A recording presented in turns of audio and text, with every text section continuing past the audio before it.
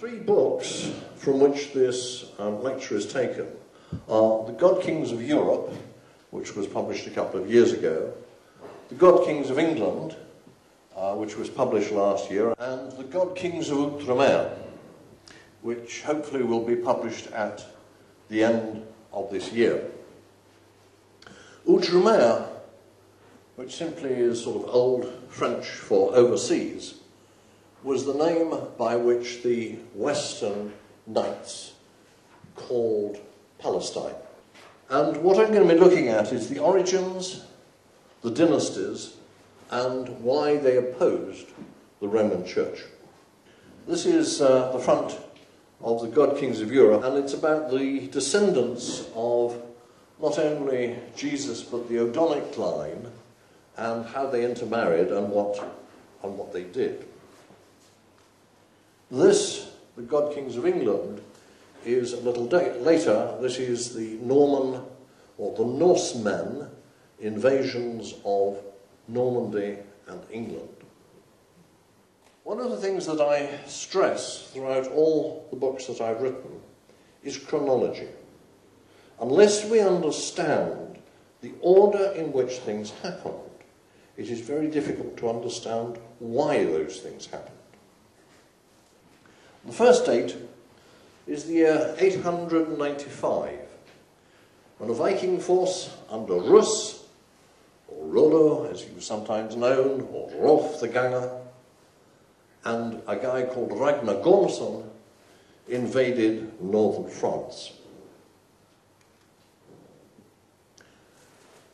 In 918, Rollo was created Count of Rouen. Now, a lot of the books that you read, Rollo becomes Duke of Normandy. He did not become Duke of Normandy, okay? He became Count of Rouen. The problem is that people have mistranslated Dux Northmanorum as Duke of Normandy. Dux Northmanorum means leader of the Northmen. It does not mean Duke of Normandy. And Ragnar Gormson becomes Count of Exmay. And if you know where Exmay is, that is in Basse Normandy or Lower Normandy.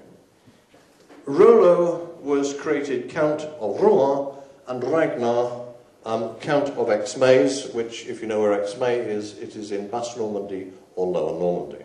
Rollo's grandson becomes Count of Normandy. Now, they are still not Dukes of Normandy. And by the way, they created themselves Dukes of Normandy. They weren't granted that title. And Ragnar's grandson becomes Viscount of Hissmois, which is the whole of Lower Normandy. In 1061, Count Roger de Hauteville invades Sicily. In 1066, Duke William of Normandy, and now we are dukes, invades England.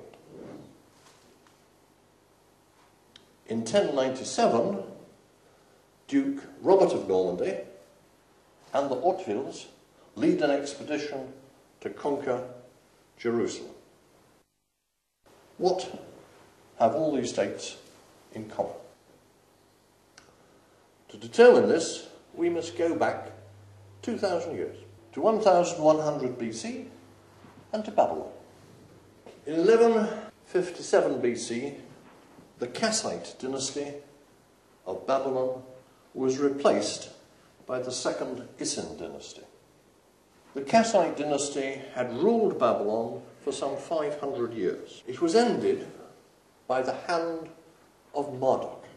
Now, Marduk was the god of Babylon, if you like, and he was a subsidiary to An or Enlil, but he at this point was the god of Babylon, or the god of a particular city in point of fact.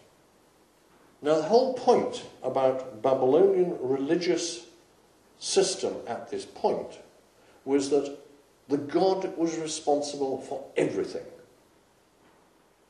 If you were in the favour of the god, you could remain as king, and you would have children. God gave you the children. If you won a battle because God was with you. If you lost a battle, it's because God had withdrawn his favour. But he was also responsible for your well-being. So, if there was disease, then he had withdrawn his favour. And the hand of Marduk was a hemorrhagic plague.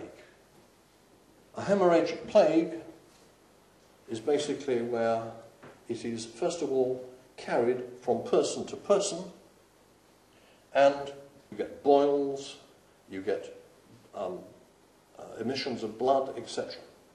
That is a hemorrhagic plague, and it goes from person to person.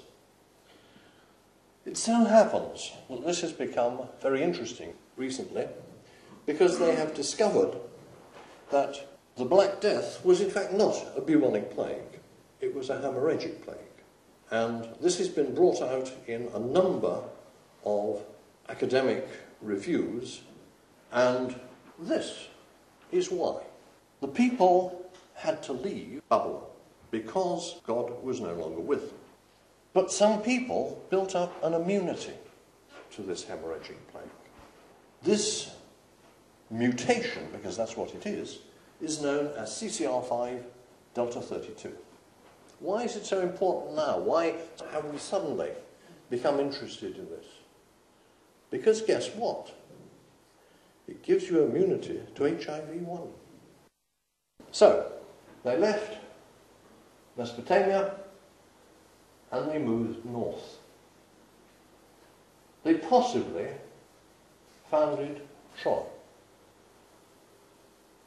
I say possibly because we can't prove it.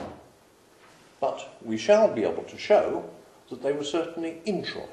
There they moved up through Bithynia, past the Black Sea, and either this side of the Danube or that side of the Danube. Again, we do not know exactly. We know that they got to this point, and we know that they moved up to here. And we know that they finished up here in Ostra and Vestra Gotland, and this little island of Gotland, and then over here to Iceland. We can trace their migration from 4 sources. The Icelandic saga, Hyndluljo, says, Beora Gumna Gopam Signapina. It means Sumerian. There's a translation. Those Sumerians were blessed by the gods. Why? Because they were immune to the plague. They were very blessed. We can show it further. The Newton Stone, where they settled for a while.